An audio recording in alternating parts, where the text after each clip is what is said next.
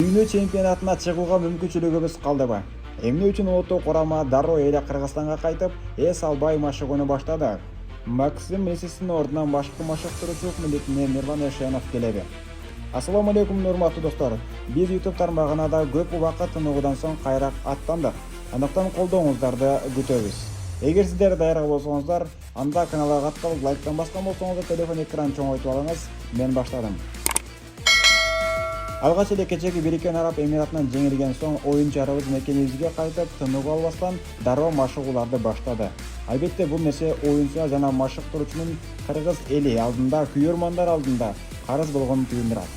Аны байкап, алдыдагы 19 ноябрда Иранга каршы беттеш өлүм өмүр оюну экенин да билдирет.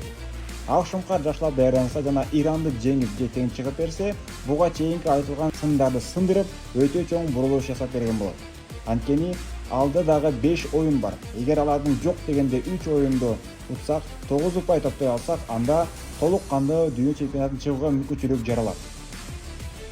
Дүйнө чемпионатына чыгууга мүмкүнчүлүк калдыбы деген суроолор азыркы учурда интернет тармагында аябай актуалдуу болуп жатат. Бул суроого мен математика жаатын алып карайтын болсок, албетте мүмкүнчүлүк бар деп жооп берем. Алдыбызда дагы 5 оюн бар, жалпы 15 упай.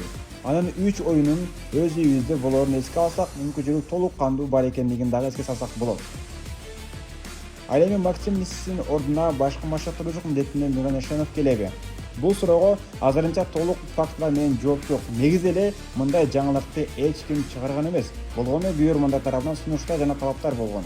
А бул суроого жеке оюмду айта кете турган болсом, жок достор. Азыркы учурда Мирлан Эшенов U20 жаштар курамыбызды жакшы жетектеп жатат. Жакында Кытайда болуучу Азия кубогуна аттанат. Финалдык беттештер бар, андыктан машыктыруучунун көңүлүн бурдуруп, тынчын албай жайына койгонубуз дурус болот. Азия оюндары бүткөн соң да бул нерсеге токтоло алсак болот. Убакыт бар. Ал эми Максим Лисицтин ордуна башкы машыктыруучу келиши карала элек. Ошондой эле достор, азыркы учурда Ак Шумкар жана башкы машыктыруучулар болгон күч аракетин жасап атышат.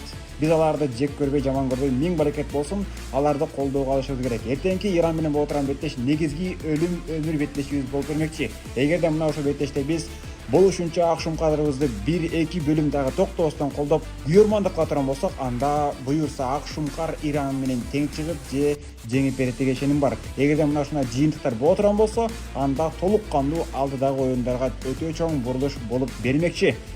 Андыктан жалпыңыздарды 19 ноябрь Дөлөн Эмирзаков стадионунда күтөбүз. 4-сектор фан зона менен биргеликте албетте жалпылай Ак Шумкарга дем күч берип, колдоп коелу достор.